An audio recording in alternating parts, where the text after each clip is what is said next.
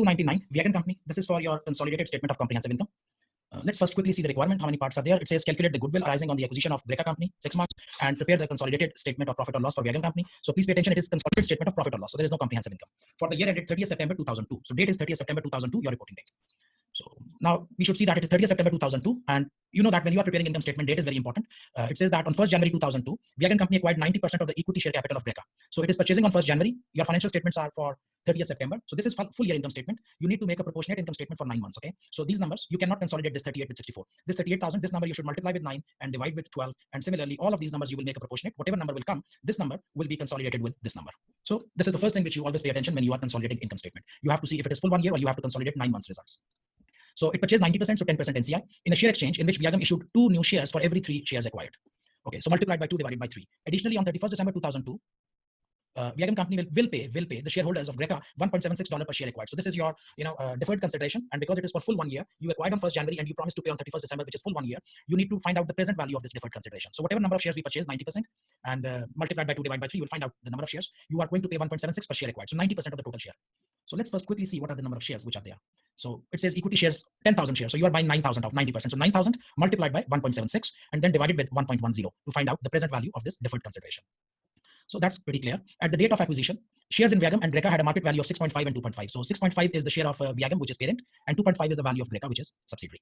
And why they give you this value? Usually they give you the value of subsidiary share to calculate NCI at fair value. I mean, you should remember you only use the value of the shares if they ask you to calculate NCI based on the fair value. Then you will see that 10% of 10,000, which is 1,000 share multiplied by 2.50, the market value. So we'll see how do they do NCI. Let's go back. It says that the following information is relevant. At the date of acquisition, the fair values of Acca Company's assets were equal to their carrying amounts with the exception of 2. An item of plant had a fair value of 1.8 million above its carrying amount. So you have to make a fair value adjustment, which will decrease the depreciation. Decrease the goodwill amount. I mean, when it increases the net asset, of course, goodwill will go down and it will give rise to extra depreciation. So subsidiary profit will be adjusted with the extra depreciation on this amount. And it says that the remaining life was 3 years. Depreciation is charged to cost of sale. Of course, you will calculate the extra depreciation and increase the cost of sales. So this first transaction is going to make 2 adjustments. It will decrease the earnings and it will increase the cost of sales. Acca had a contingent liability which Viagam Company estimated to have a fair value of 450,000. This has not changed as at 30th September 2002. Okay. Viagam's policy is to value the non-controlling interest at fair value at the date of acquisition. For this purpose, the market value of Acca Company shares. So this is the same thing which I was telling you. We will take 2.5 multiplied with NCI 10% of 10,000 and we'll find out the NCI. So this first adjustment is for calculation of NCI. Understood.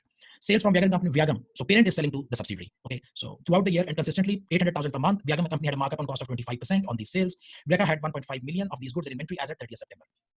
So this is about unrealized profit, and because the parent is selling, so NCI or subsidiary profit will not be affected. Group retained earning, we will subtract this unrealized profit. As you are reading these adjustments, you should be making a picture in your mind what is happening. Number 4, Viagam Company investment income is a dividend received from its investment in a 40% owned associate, which it has held for several years. The associate's profit for the year ended 30th September 2002 was 2 million. Okay, there what you need to pay attention. What they say, Viagam Company's investment income is a dividend received. Okay, that received word is something which should attract your attention, because you should not be adding what you have received only. Maybe they have earned more. Maybe the profit was only 10. Probably profit was 10. Your share of profit was 10, but they gave you dividend 5 because 5 they kept in retained earning. So they only included this 5, whereas in their income, whereas they should be including the total of that. You know the concept of, because they are only including in income what they have received, but there may be some part of the dividend which they have not received, like it was in retained earning. So you should pay attention to dividend received. So definitely there is going to be some adjustment in that. By the way, we can check now immediately. Let's see. It was 2 million. 40% they own. So 2 million, 40% means 800,000. Their portion of dividend should be 800,000. Let's see how much they are recording. Investment income, it's only 500 instead of 800,000, 500, because they only included 500 which they received, which they have not received, they did not include, which is a mistake. So 300,000 we are going to add into the investment income. Number 5, although Acca Company has been profitable since its acquisition by Viagam Company, the market for Acca Company's products has been badly hit in recent months, and Viagam Company has calculated the goodwill has been impaired by 2 million as at 30th September 2002.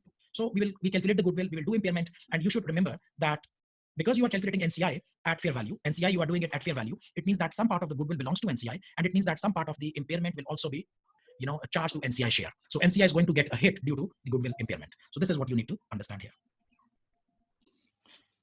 So step 1, we should be calculating the goodwill. And of course, we know how to calculate goodwill. We say working 1, which is about goodwill. And actually this question I just read it, it's quite simple, not really very difficult. So how do we calculate goodwill? We know that we need to first find out consideration transferred. We call it consideration transferred. And by the parent, you should be doing like make some column big. This one should be even more bigger, and then the other one will be small.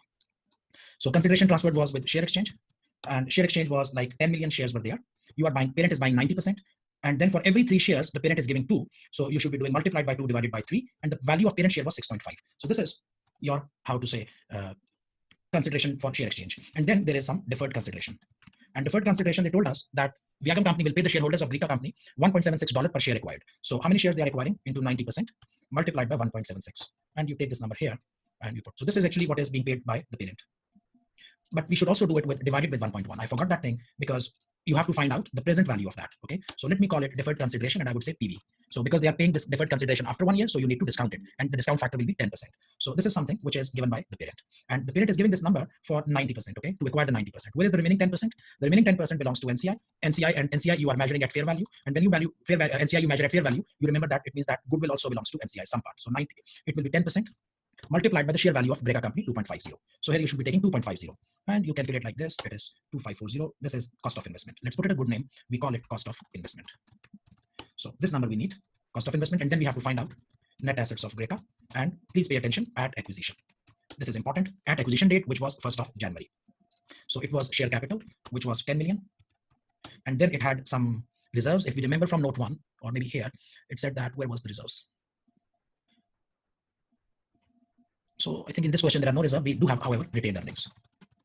So how much are the retained earnings at acquisition, which means on 1st of January, which means 01/01/2002, the acquisition date. Your retained earnings, equity at 1st October 2001 was retained earnings were 35,000. So now what you should remember here that you have to calculate retained earnings, two retained earnings. One is which is until 31st of October 2001, which is 35,000.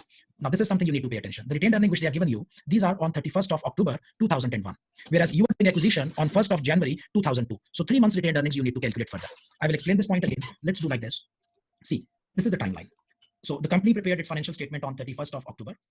Okay, let's call it 1st of October or 30th of September. It's the same thing, okay? Whether I write it 30th September 2001 or I write it 1st of October 2001, it makes no difference. It's the same thing. And the retained earnings here are 35,000, okay? But you do not do acquisition on this date. You do acquisition 3 months later, here somewhere. You are doing acquisition on 1st of January. So you need retained earnings on this date. So of course you have to 35,000 plus you have to add the retained earnings for this period. This period is 3 months. So how much is their profit for this period? From this period until this period, end of year, how much is their profit? You have to take that profit, okay? So how much of 3 months profit which you should be taking up? So what is their profit for the year? If you see their profit for the year is 6,200. So this profit is for full year. You have to take 3 months out of it. And how do you take 3 months multiplied by 3 divided by 12? Very simple. So we say retained earnings this period, and then we will say that retained earnings for 3 months until 1st January. So that calculation should be 26,000 divided by 12 multiplied by 3. So this is also you should be adding. When you acquire the company, their retained earnings were like this: 6,500, 6,500. You should be adding further. No, sorry, it is not 26,000. I'm sorry, it is 6,200. 6,200 divided by 12 multiplied by 3. Okay, so we got this one. Then there is fair value adjustment, and we know that fair value adjustment also increases the net assets. So how much is the fair value adjustment? Fair value adjustment, it says that an item of plant had a fair value of 1.8 million above its carrying amount. So this 1.8 million fair value adjustment on plant, and it is 1.8 million. We add it, and you don't do extra depreciation. Extra depreciation will happen after acquisition. This is on the date of acquisition. Whatever extra depreciation will happen, it will happen after acquisition, during the year. And then Greca had a contingent liability, which Wagon company estimated to have a fair value of 450. This has not changed as of 30th September. Now, if you see that, they never mentioned that there was any contingent liability in there. So they have to recognize this contingent liability. And when you say it, it will actually decrease their earnings. So they did not actually include this thing. And contingent liability, I mean, it is not an asset. Asset you add it. Liability will decrease the net assets. So it will actually decrease the net assets. So now you should calculate this thing. The number comes up as 47,900. So this is, I would call it net assets of Greca at acquisition date, 479,000. And this is here. And I call it here, goodwill arising at acquisition of Greca. And how much is that? We just take a difference, 55,900 minus 47,900. This comes out to be 8 million. So 8 million is the goodwill, and we should say impairment. Let's calculate impairment here because they told us so. Impairment of goodwill. How much was the impairment of goodwill? If we go down, it says that it has calculated that goodwill has been impaired by 2 million as at 30th September. So 2 million. And by the way, I should tell you here, it is not needed, but you can do calculation here. You can say impairment of goodwill to parent. Just for making the picture in your mind, you can put it also here, that some part of the goodwill goes to the parent and some part goes to the NCI. So this is 90% and this is 10%. And how do we do that? We just take it like here, 2 million into 90% and then 2 million into 10%. So this is the part of the goodwill impairment which we divide between the parent and the NCI.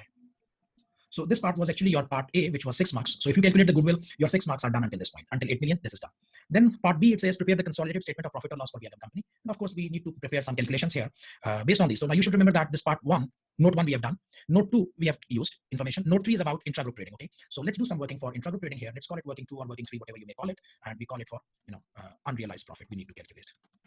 And pay attention that the goods have been sold by the parent to the subsidiary. It means that any unrealized profit will not impact subsidiary profit. It will not impact NCI. It will only be subtracted from parent retained earnings. So how much are the sales? Let's read it again. It says that sales from Viagon Company to Greca Company throughout the year ended 30th September 2002 had consistently been $800,000 per month.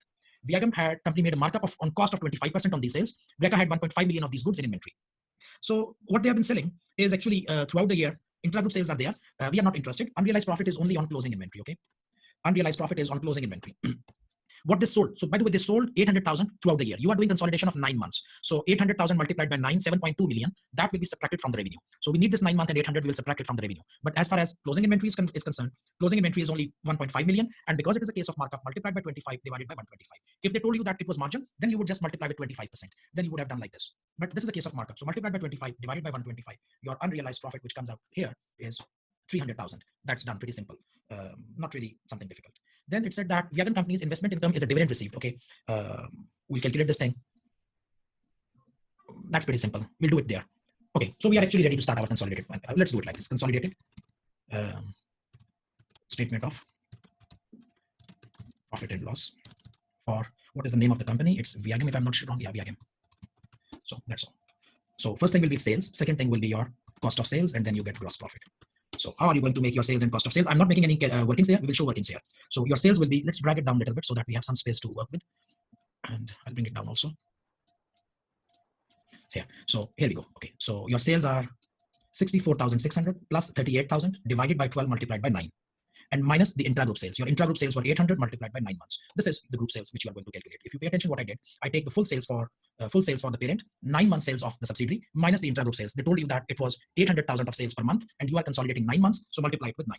Then you have to do the cost of sales, which is 51,200, the parent cost of sales, and plus subsidiary cost of sale 26,000 divided by 12 multiplied by 9 minus intragroup sales just like above, and plus unrealized profit. And unrealized profit we calculated somewhere down there up was 300. So plus 300. This is your group cost of sales. And let me put some brackets there so that I can multiply it with -1. So this is something like 63,800. I make a total and we come up to the gross profit. By the way, there is one thing which we missed. This gross profit is not correct because there was some extra depreciation, and it said that it should be charged. Depreciation is charged to cost of sales. So we need to calculate how much is the extra depreciation. So extra depreciation we need to calculate. Let's see here, and we'll do it somewhere up. Okay, let me call it working 3, and I'll make it some space. Let's create some space, and we call it extra depreciation. So fair value adjustment on plant, which is 1.8 million. It has a life of 3 years, if I'm not wrong. Let's read what was the life. It said that the plant had a life of 3 years. Okay, so we divide it with 3, then it is 1 year. We need 9 months multiplied by 9 divided by 12. This is, you should be calculating extra depreciation. How much it comes out to be? It is 450. So this is the number we are going to use in our cost of sales. We'll say plus 450. It will increase your cost of sales. Let me create some space here so that we can see these numbers like this, and we add up here plus 450. So you get 21,650. This is your gross profit. Now, most of the times you have seen that your admin expenses, distribution expenses, usually there are no adjustments. Yes, you do get adjustment in finance cost, and we will also consider, because in finance cost, if you remember, we have this deferred consideration. So we only recognize it, we divide it with 1.1, this 14,400. Now 9 months interest, we will accrue over that, but that will come down there. Let's first discuss our distribution cost. So distribution cost, there is no adjustment there. I'll put it here. Distribution cost should be very simple. Take the parent distribution cost, which is 1,600, plus the subsidiary, which is 1,800, divided by 12 multiplied by 9. It's pretty simple. And I'll just put here, just make the brackets so that you can multiply with -1. It is 2,950. Then you've got administrative expenses. Administrative expenses are your, again, parent administrative 3,800 plus the 2,400 divided by 12 multiplied by 9. So this is your subsidiary. And we put it there. And again, we will make it a bracket into -1. Administrative expenses. And there is one more adjustment which we need to make in administrative expenses, and this was your goodwill impairment. So you should be adding this 2,000 to the adjustment of goodwill, because goodwill has been impaired, and in most cases the goodwill is added to the cost. And by the way, it is better that you either make a note on that or you do separate working. I mean, I would rather prefer to make it like this. Administrative expenses, I should call it some working here. I don't know, working 4, because otherwise there will be a confusion. I would say parent, subsidiary 9 months, and goodwill. It's better to show like this. Otherwise, your examiner will not understand where did you get those numbers. 3,800. Okay, let's put it like this, 3,800, and subsidiary had administrative expenses of 2,400 divided by 12 multiplied by 9. I put it there. And then you write down goodwill 2 million, and you make a total. It gives you 7,600. And here you just take this number multiplied by -1. So administrative expenses are done. Next is finance cost. And finance cost is 420, which is given here. And let's make a working 4 for finance cost.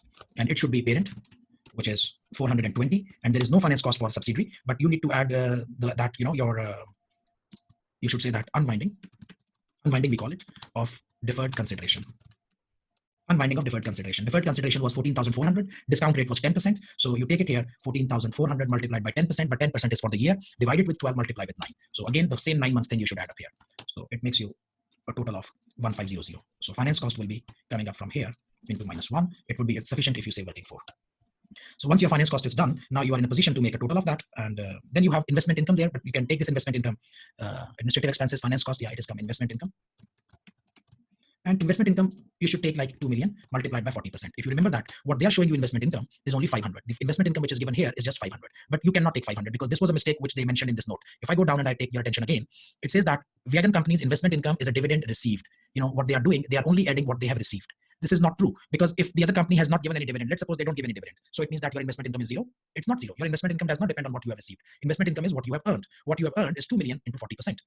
So they are actually only showing what they received in cash. So go back and write down here, investment income 2 million into 40%. Okay. So this should be added here, which is 800. So they were not showing it properly. Now, when you make a total, this is something 10,400, and this is your PBIT. You call it PBIT, profit before, and actually it's not PBIT, it's profit before tax.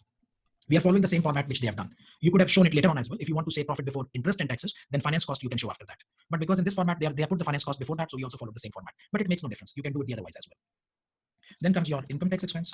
And income tax expense will be the parent income tax, which is 2,800, plus the subsidiary divided by 12 multiplied by 9. And you take the number here, and you put equals to in the brackets, and the brackets into -1, which is 4,000. You come down here, and you call it profit after tax. So this line is mine, and this is something interesting line, profit after tax, okay? So profit after tax. Now, this profit after tax, you can split it between the parent and the NCI. Now, this thing, you have to split between the parent and NCI, but for that, you need to do working for NCI. How do you make NCI working? So NCI working, we should be taking like this. How much the profit that should be going to NCI? Let me create some space here. Working 6. Okay, this was, let's call it working 5. And let's call it working 6. Working 6 was for NCI, which was non-controlling interest. So how much was NCI? So if you see that profit as per financial statement, how much is the profit as per financial statement? 6,200. Okay, because NCI exists in the subsidiary, so you take subsidiary profit, but then you need to make adjustment. So this is 6,200, which is here, but you have to divide it with 12, multiply with 9. So the profit which actually belongs to the group is only for 9 months, which is 4,650. Then there is extra depreciation on plant, if you remember that fair value thing. So that fair value, it decreases the retained earning. So how much was extra depreciation? It was this much, and we multiply with 1, so it decreases. Then there is goodwill impairment, as I told you before as well. That goodwill impairment will also charge there. So how much is the goodwill impairment? This is -2,000. So the adjusted profit of this, I would call it adjusted profit of subsidiary, is 2.2 million, and then I would say that NCI. How much will go to NCI? That is 10%. Okay, so 10% of that will go to NCI. Pretty simple, multiplied by 10. So this line was important. This we needed. We come back here, we say that profit attributed to NCI. So how much profit belongs to NCI? It is 220. So we put here, and then we say profit to parent. And this should be the difference between these two, this much minus this one. So this is you need to show separately. So that's all with this question. It was quite simple. Income statement was not difficult at all. Just these two numbers we needed. If this type of question comes in exam, just pay attention on little things. One little thing was deferred consideration and the discounting and compounding of deferred consideration. One important area here was this much. And then you have some impairment of goodwill, charge that impairment of goodwill, contingent liability, it reduced the retained earning. So not really complicated, but a normal question. And this question you can do it actually, I mean, when you are in exam, probably you can do it in 36 minutes. We spent more time because we were doing explanation, but when you will do it all alone, definitely you can do it in 36 minutes.